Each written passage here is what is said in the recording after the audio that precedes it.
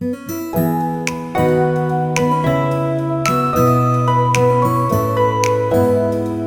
Everyone, मैं हूँ नेहा और हम जा रहे हैं बहरीन। बहरीन हमारी इस ट्रिप का लास्ट कंट्री है। हमने स्टार्ट किया था ओमान से। ओमान के बाद हम गए थे कतर और कतर से अब हम जा रहे हैं बहरीन।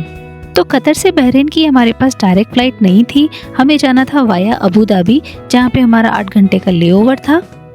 तो फाइनली अब लेओवर भी हो गया है खत्म और हमने बोर्ड कर ली है फ्लाइट बहरीन के लिए। आप देख सकते हो नींद ना पूरी होने की वजह से आंखों में भी कितनी थकान है। So now our flight is completely ready for take of.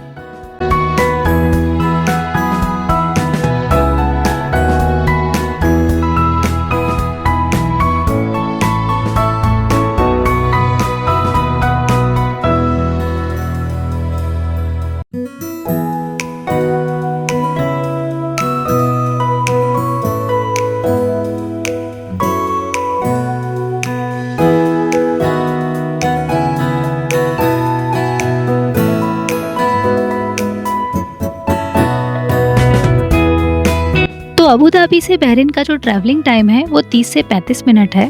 थोड़ी ही देर में हमें बहरीन दिखाई देने लगा था। ये देखिए, हम बहरीन के काफी नजदीक पहुंच चुके हैं। लैंडिंग का अनाउंसमेंट भी हो चुका है।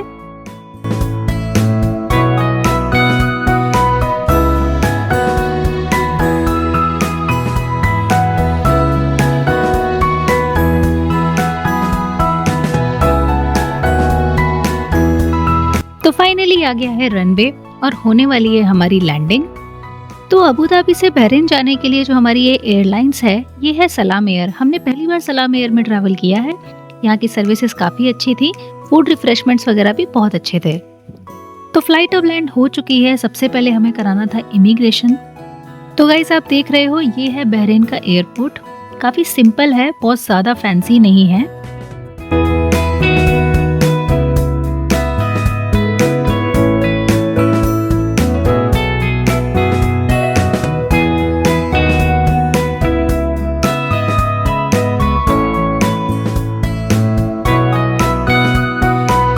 तो इमिग्रेशन वगैरह सब हमारा हो चुका है। अब हमें लेनी थी बस। हमने जहाँ पे एयरबीएनबी लिया है वहाँ के लिए। तो उसके लिए हमें पहुँचना था पब्लिक बसेस के स्टेशन पर। हम वहीं जा रहे हैं। और एकदम लक की बात थी कि जैसे ही हम बाहर आए बस हमें सामने ही खड़ी मिली। बस निकलने ही वाली थी, हमने हाथ देके उसे रोक लिया। तो हमने जो बस बोर्ड की है उसका नाम था A1 बस। अंदर कुछ गिने चुने पैसेंजर्स ही बैठे थे, अदरवाइज पूरी बस खाली थी। हम कहीं भी बैठ सकते थे। तो बस मैंने पकड़ी एक बढ़िया सी विंडो सीट। रास्ते के व्यूज भी तो कैप्चर करने थे।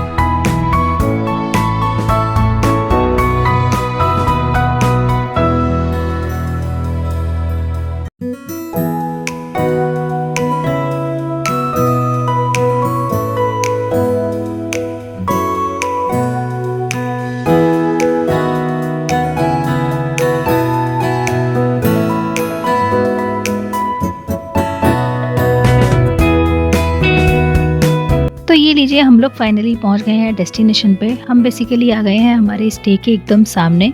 तो ये था हमारा स्टे, जिसका नाम था बाब अल बहरीन होटल। होटल तो मैं कहूँगी कि बहुत ही बिलो देन एवरेज था, मगर इसकी सबसे अच्छी बात ये थी इसका लोकेशन एकदम पीक था। चलिए एक छोटा सा रूम टूर दे देती हूँ आपको। ये एक वुडन फ्लोर वाला रूम था। ये होटल ही काफ़ी पुराना है। रूम की हालत बता रही थी कि कितना पुराना है। साथ ही में अटैच था इसका वॉशरूम, जो कि बहुत ही ज़्यादा पुराना और सिंपल था। तो फटाफट फ्रेश होके हम आ गए बाहर बहरीन एक्सप्लोर करने के लिए। अब दोपहर के बज रहे थे 1:30 और बहुत तेज लगी थी भूख। तो सबसे पहले सोचा पेट पूजा कर ली जाए, फिर आगे एक्सप्लोर किया जाए। तो हमारे होटल के लगभग 20 कदम की दूरी पर ही हमें मिल गया एक बहुत ही अच्छा साउथ इंडियन रेस्टोरेंट, जिसका नाम था वसंतम वेजिटेरियन रेस्टोरेंट। तो हमने ली इनकी स्पेशलिटी साउथ इंडियन मील, जिसमें आप देख सकते हो काफ़ी कुछ था।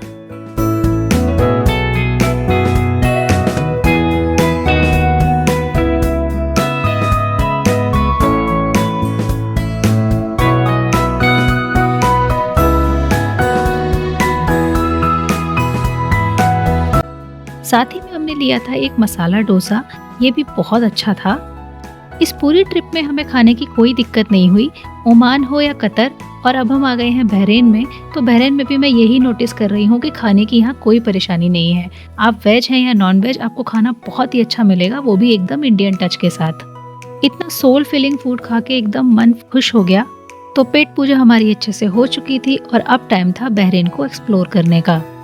जैसे कि मैंने बताया, हमारा होटल एकदम प्राइम लोकेशन पे था, वहाँ से सब कुछ नज़दीक था। तो फर्स्ट पॉइंट जो हमने एक्सप्लोर किया वो था हाजीज कैफ़े। तो हाजी कैफ़े बहरीन के मनामा सूक एरिया में लोकेटेड है और ये देश के सबसे पुराने ट्रेडिशनल कैफ़ेज़ में से एक माना जाता है। इस कैफ़े की शुरुआत 1950s के अर्ली ईयर्स में हुई थी और तब से ये लगातार चल रहा है। कैफ़े का इंटीरियर बिल्कुल सिंपल और फंक्शनल है। वुडन चेयर्स हैं, बेसिक टेबल्स और प्लेन वॉल्स। यहाँ किसी भी तरह का मॉडर्न डेकोर ऐड नहीं किया गया है। हाजी कैफे का एक सबसे इम्पॉर्टेंट एलिमेंट है इसका ट्रेडिशनल तंदूर। इसी तंदूर में फ्रेश कुक्स ब्रेड हाई हीट पर मैनुअली बेक की जाती है। ये मेथड ब्रेड को अंदर से सॉफ्ट और बाहर से हल्का क्रिस्प टेक्सचर देता है। ये तंदूर गल्फ रीजन की ट्रेडिशनल कुकिंग हेरिटेज को रिप्रेजेंट करता है। Isn't it so cool? Cafe अपनी ओरिजिनल आइडेंटिटी को आज तक प्रिजर्व किए हुए है। Haji cafe mainly traditional Bahraini breakfast के लिए जाना जाता है। मेन्यू में खुब्स ब्रेड, अंडा डिशेस, बीन्स, चीज और स्वीट मिल्क चाय शामिल होती है। फूड फ्रेशली प्रिपेयर किया जाता है और कुकिंग स्टाइल होम स्टाइल ही रहता है, कमर्शियल प्रेजेंटेशन के बिना। ये जगह लोकल्स के लिए एक रेगुलर ईटिंग स्पॉट है। यहाँ शॉपकीपर्स, ऑफिस गोअर्स और नियर बाय रेसिडेंट्स रोजाना आते हैं। कम्युनल सीटिंग बहरीन की सोशल और हॉस्पिटैलिटी कल्चर को रिफ्लेक्ट करती है। अगर कैफे के इंटीरियर की बात करें तो इंटीरियर में natural wear and age clearly दिखाई देती है, जो इस जगह की लॉन्ग हिस्ट्री को क्वाइटली इंडिकेट करती है। वॉल्स पर टाइम के साथ बने मार्क्स, सिंपल लाइटिंग और कॉम्पैक्ट लेआउट कैफे के डेली यूज नेचर को हाईलाइट करते हैं। यहाँ का स्पेस एफिशिएंसी के लिए डिजाइन किया गया है ताकि ज्यादा से ज्यादा लोग कम जगह में कंफर्टेबली बैठकर खाना खा सकें। इंटीरियर का फोकस विजुअल अपील पर नहीं बल्कि रूटीन और कंसिस्टेंसी पर है। ये वही सेटअप है जो डेकेड से लोकल यूज करते आ रहे हैं बिना किसी ड्रामेटिक चेंज के। अच्छा, हम हाजीज कैफे पहुंचे थे लगभग 4 बजे। जब हमने खाना ऑर्डर करने के लिए मेन्यू लिया तो काफी आइटम्स उसमें अवेलेबल ही नहीं थे उस टाइम पर। तो हमने फाइनली ऑर्डर की चिकन बिरयानी, क्योंकि उस टाइम वही अवेलेबल थी जो हमारा खाने का मन हुआ। दिखने में तो काफ़ी एवरेज ही लग रही थी, बट यहाँ पे क्योंकि कुछ भी फैंसी नहीं है तो we thought it's okay, it is expected. तो ये था यहाँ का मेन्यू कार्ड, आप देख सकते हो डिशेस के साथ यहाँ पे इसके प्राइसेस भी लिखे हुए हैं। अगर कंपैरिजन किया जाए तो हाजीज कैफ़े के जो प्राइसेस थे वो रेगुलर वहाँ के बहरीन के होटल से थोड़े से ज़्यादा ही थे। अब बात कर लेते हैं खाने के टेस्ट की। खाने का टेस्ट भी टू बी ऑनेस्ट बहुत ही ज़्यादा एवरेज था, कोई बहुत टेस्टी खाना नहीं लगा हमें। तो अब टाइम था हमारा नेक्स्ट पॉइंट एक्सप्लोर करने का। अब हम उसी के लिए निकल पड़े थे। तो जो अब हमारा नेक्स्ट पॉइंट है वो है बहरीन फोर्ट। हमें वो देखने जाना है, लेकिन वहाँ पहुँचने के लिए हमें लेनी है बस, और बस लेने के लिए हमें जाना है बस स्टेशन पे। अभी हम वहीं जा रहे हैं।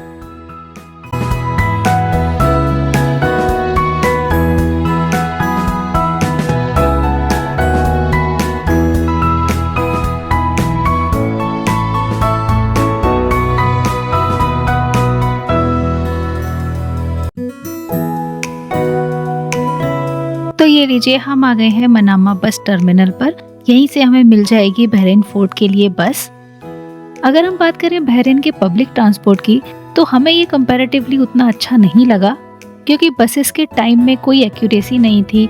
जिस टाइम पे गूगल दिखा रहा था उस टाइम पे बसेस नहीं आ रही थी।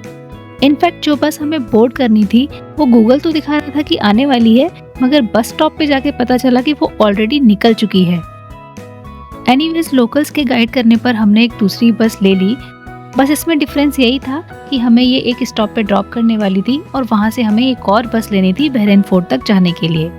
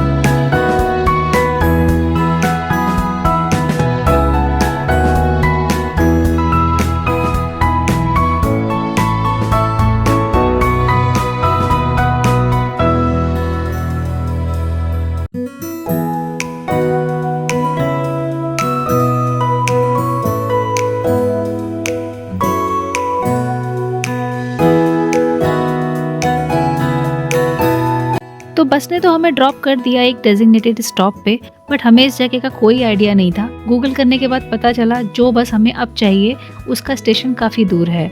स्टेशन पहुंचने के बाद भी हमने लगभग वहां 50 मिनट्स का वेट किया, क्योंकि गूगल के अकॉर्डिंग दिए गए टाइम पर बस आई ही नहीं थी। इन सब चक्करों में यहाँ पे हमारा बहुत सारा टाइम वेस्ट हो गया, जिस वजह से जो चीज़ें मैं डे लाइट में करना चाहती थी वो मैं नहीं कर पाई। आप देख सकते हो डे लाइट ऑलमोस्ट ख़त्म हो गई है। शाम के लगभग 6:30 बजे हम फाइनली बहरीन फोर्ट पहुँचे। अब प्रॉब्लम ये थी कि बहरीन फोर्ट तो हम बिना डे लाइट के भी देख लेंगे, छोटी मोटी लाइट्स वहाँ पे जलती रहती हैं, लेकिन इसके बगल में हमें एक बीच पड़ता है वो एक्सप्लोर करना था, वो हम डे लाइट के बिना नहीं देख पाएंगे। तो जिस जगह पे बस ने हमें ड्रॉप किया था वहाँ से लगभग 15 मिनट के वॉकिंग डिस्टेंस पे था बहरीन फोर्ट।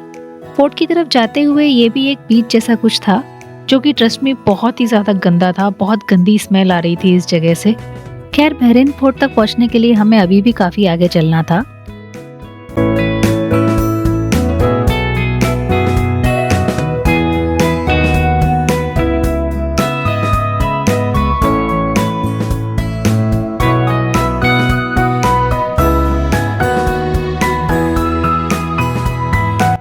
तो ये लीजिए सरफेस पे तो हम आ गए हैं। अब आप देख सकते हो यहाँ पर ये कुछ रुइंस हैं, जो कि बहरीन फोर्ट का ही एक्सटेंडेड एरिया है।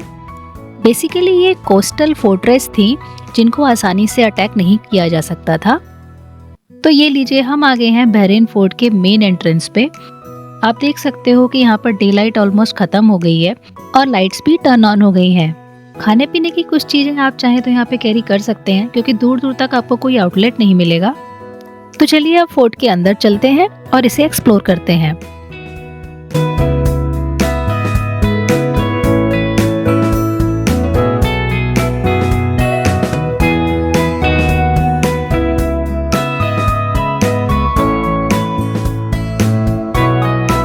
बात कर लेते हैं इसकी थोड़ी हिस्ट्री और फैक्ट्स के बारे में। बहरीन फोर्ट, जिसे कलत अल बहरीन भी कहा जाता है, बहरीन के मोस्ट इम्पोर्टेंट आर्कियोलॉजिकल साइट्स में से एक है। ये fort UNESCO world heritage site है और यहाँ पर एंशिएंट दिलमन सिविलाइजेशंस के रिमेन्स मिलते हैं, जो 4000 साल पुरानी मानी जाती है। ये साइट एक सिंगल पीरियड फोर्ट नहीं है, बल्कि मल्टीपल सिविलाइजेशंस के लेयर पर बनी हुई है। दिलमन, पोर्चुगीज और इस्लामिक पीरियड्स के स्ट्रक्चर्स एक ही जगह पर मिलते हैं, जो बहरीन की लॉन्ग स्ट्रैटेजिक इम्पोर्टेंस को दिखाते हैं। फोर्ट का प्रेजेंट स्ट्रक्चर ज्यादातर 16th सेंचुरी पोर्चुगीज पीरियड का है। इसकी thick stone walls, watch towers और एलिवेटेड पोजीशन का यूज कोस्ट पर नजर रखने और ट्रेड रूट्स को कंट्रोल करने के लिए किया जाता था। एक्सकेवेशंस के दौरान यहाँ residential areas, temples, storage rooms और डिफेंसिव वॉल्स के रिमेन्स मिले हैं। ये सब दिखाता है ये जगह सिर्फ एक फोर्ट नहीं, बल्कि एक एक्टिव सेटलमेंट थी। आज बहरीन फोर्ट सिर्फ एक हिस्टोरिकल मॉन्यूमेंट नहीं, बल्कि बहरीन की कल्चरल आइडेंटिटी का एक स्ट्रॉन्ग सिंबल है। ये साइट बताती है कि कैसे बहरीन हजारों सालों से ट्रेड, पावर और सिविलाइजेशन का सेंटर रहा है। तो बहरीन फोर्ट को तो हमने अच्छे से कर लिया है एक्सप्लोर। मुझे ये बहुत अच्छा लगा। आपको कैसा लगा कमेंट सेक्शन में ज़रूर बताइएगा।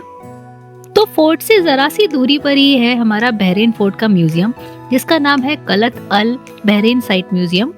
ये फोर्ट आर्कियोलॉजिकल फाइंडिंग्स को कॉन्टेक्स्ट के साथ प्रेजेंट करता है। म्यूजियम का पर्पस एक्सकेवेशन के दौरान मिलने वाले आर्टिफैक्ट्स को उनके हिस्टोरिकल बैकग्राउंड के साथ एक्सप्लेन करना है। म्यूजियम में पॉटरी, सील्स, टूल्स और डेली लाइफ ऑब्जेक्ट्स डिस्प्ले किए गए हैं। म्यूजियम का लेआउट मिनिमल और इंफॉर्मेटिव है। डिस्प्लेस को इस तरह से डिजाइन किया गया है कि विजिटर फोर्ट के रूइंस को देखने से पहले या बाद उनकी हिस्टोरिकल सिग्निफिकेंस समझ सकें। म्यूजियम रात 8 बजे तक ही ओपन होता है। हमें ऑलरेडी बहुत लेट हो गया था, इसलिए हम लोग यहाँ का एंट्री टिकट नहीं ले पाए। आप अगर चाहें तो यहाँ विजिट कर सकते हैं। फोर्ट से थोड़ी ही दूरी पर यहाँ एक छोटा सा मेला टाइप का लगा हुआ था, जहाँ पे बच्चों के लिए कुछ झूले वगैरह थे, खाने पीने के लिए कुछ स्टॉल्स लगाए हुए थे। काफी लोकल्स अपनी फैमिलीज के साथ यहाँ पर एंजॉय करने आए हुए थे।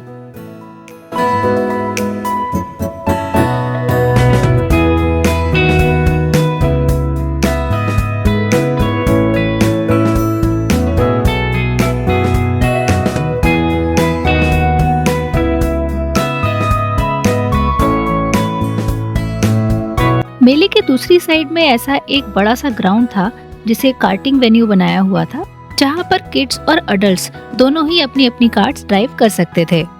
हम इसके अंदर नहीं गए, इसलिए मुझे एग्जैक्टली टिकट्स के प्राइसेस वगैरह नहीं पता है। पर हाँ, अभी तक रात के 10 बज चुके थे, मगर इस जगह पे अच्छी खासी रौनक थी। तो अब आ गया था यहाँ से वापस जाने का टाइम। हम लोग वापस उसी जगह आ गए थे, उस बस स्टेशन पे जहाँ से हमें बस बोर्ड करनी थी। सामने आप देख सकते हो बहरीन फोर्ट में अच्छी लाइटिंग हो गई है, दिखाई दे रहा है, और उसके ठीक बगल में है फोर्ट का म्यूजियम। तो फाइनली हमें बस मिल गई। बस में बैठने के बाद अब हम बहरीन की नाइट लाइफ के व्यूज देख रहे थे।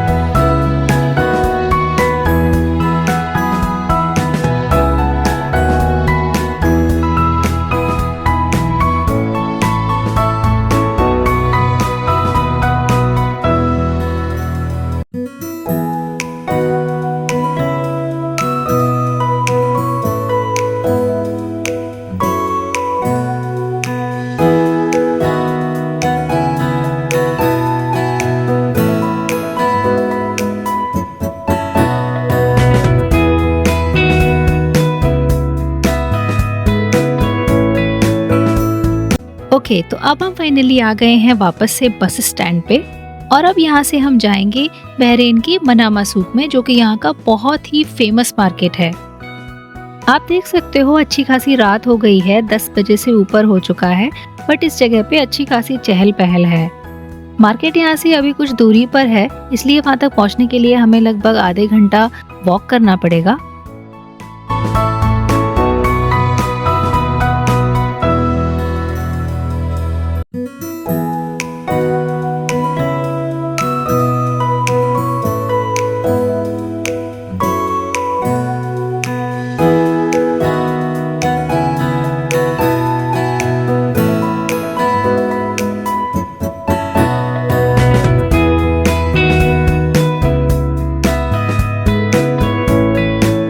रास्ते में चलते चलते हमें ये सुपरमार्केट दिख गया।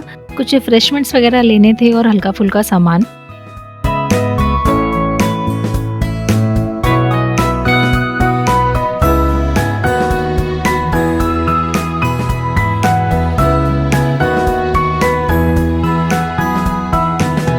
काफी देर से छाछ पीने का मन कर रहा था, वो हमें यहाँ पे इस नाम से मिली। बस फटाफट सारा सामान लेकर हम लोग फिर से मनामा सूक की तरफ बढ़ने लगे। तो आज हमने बहरीन का मॉडर्न साइड भी देखा और ओल्ड साइड भी। अभी हम हैं मनामा के ओल्ड एरियाज में। बहरीन का एक ऐसा स्ट्रीट साइड जोन भी मिलता है जो सिटी के मॉडर्न इमेज से काफी अलग है। ये जगह ज्यादातर लोअर इनकम माइग्रेंट कम्युनिटीज का रेसिडेंशियल और वर्किंग एरिया है, जहाँ साउथ एशिया और अफ्रीका से आए लोग रहते हैं और काम करते हैं। स्ट्रीट्स यहाँ आपको बहुत ही नैरो, क्राउडेड और हेविली यूज्ड होती दिखाई देंगी। पुरानी बिल्डिंग्स हैं, छोटी छोटी शॉप्स हैं, शेयर्ड अकोमोडेशंस दिखेंगे और रोड साइड एक्टिविटी इस एरिया का एवरीडे सीन है। क्लीनलीनेस और इंफ्रास्ट्रक्चर यहाँ सिटी के सेंट्रल डिस्ट्रिक्ट जैसा डेवलप नहीं है, क्योंकि ये स्पेसेस पहले के अर्बन लेआउट्स पर ही फंक्शन कर रहे हैं। इस एरिया का एक इम्पॉर्टेंट रोल है, ये मनामा सूक का सपोर्ट सिस्टम है। यहीं से लेबर, स्मॉल ट्रेडर्स, लोडर्स और डेली वर्कर्स सूक की इकोनॉमी को चलाते हैं। जैसे जैसे आगे बढ़ते हैं, एनवायरनमेंट ग्रेजुअली चेंज होता है और ट्रेडिशनल मनामा सूक का ऑर्गेनाइज्ड केओस शुरू हो जाता है। ये स्ट्रीट्स ग्लैमरस नहीं हैं, लेकिन ये बहरीन के अर्बन रियलिटी का एक इम्पॉर्टेंट हिस्सा है। तो चलते चलते कब हम एग्जैक्टली मनामा सूक में आ गए हमें पता भी नहीं चला। तो अभी हम हैं मनामा सूक के मेन कॉरिडोर में। इस मार्केट में तो आपको बहरीन का एक तरह से अर्बन साइड दिखाई देगा। ये मनामा सूक बहरीन का सबसे पुराना और एक्टिव ट्रेडिशनल मार्केट है, जो कैपिटल के ओल्ड सिटी एरिया में लोकेटेड है। ये सूक डिकेड से ट्रेड और डेली कॉमर्स का सेंटर रहा है, जहां लोकल और रीजनल बिजनेस साथ साथ चलते आए हैं। यहाँ spices, textiles, gold, perfumes, dates, household goods और डेली यूज आइटम्स मिलते हैं। शॉप्स का सेटअप लार्जली ट्रेडिशनल है, जिसमें फैमिली रन बिजनेसेस का डोमिनेंस दिखाई देता है। मनामा सूक सिर्फ एक शॉपिंग स्पेस नहीं है, बल्कि सोशल इंटरैक्शन का हब भी है। यहाँ शॉपकीपर्स और कस्टमर्स के बीच पर्सनल रिलेशनशिप्स बन जाते हैं, जो गल्फ की ट्रेडिंग कल्चर का हिस्सा है। मॉडर्न मॉल्स में आने के बाद भी मनामा सूक अपनी रेलेवेंस मेंटेन करता है। ये जगह बहरीन के इकोनॉमिक हिस्ट्री और एवरीडे लाइफ को एक साथ कनेक्ट करती है। मनामा सूक का मेन एंट्रेंस यही है, लेकिन हम लोग बस स्टैंड से होते हुए इधर आए थे, इसलिए हम लोग इसके बैक साइड से आए थे। मेन एंट्रेंस इसका यही है और यहीं से मार्केट स्टार्ट होती है। एक बात और, बहरीन एक कंजर्वेटिव मुस्लिम कंट्री है, तो यहाँ पर आप जो भी ड्रेसेस पहने मेक श्योर करें कि वो मॉडेस्ट हो। स्पेशली पब्लिक स्पेसेस में, प्राइवेट वेन्यूज में आप जो चाहे पहन सकते हैं। तो फाइनली आज का पूरा दिन एक्सप्लोर करने के बाद हम लोग वापस आ गए अपने वसंतम रेस्टोरेंट में, जो हमारे होटल के एकदम बगल में है। अब काफी भूख भी लग गई थी, तो आ गया था डिनर करने का टाइम। तो सबसे पहले तो हमने जूसेस ऑर्डर किए। ये था मैंगो जूस और वाटरमेलन जूस।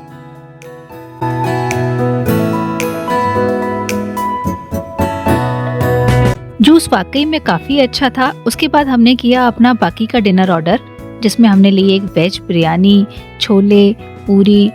बस डिनर खत्म करके हम लोग पहुंचे अपने रूम पे और किया जमकर रेस्ट। और ऐसे हमने खत्म किया हमारा बहरीन में पहला दिन। तो कल है बहरीन में हमारा लास्ट डे। कल करेंगे एक फ्रेश शुरुआत, और क्या क्या एक्सप्लोर करेंगे आपके साथ शेयर करूंगी नेक्स्ट व्लॉग में। तो मैं मिलती हूँ आपसे नेक्स्ट व्लॉग में। तब तक के लिए बाय बाय, हैप्पी ट्रैवलिंग।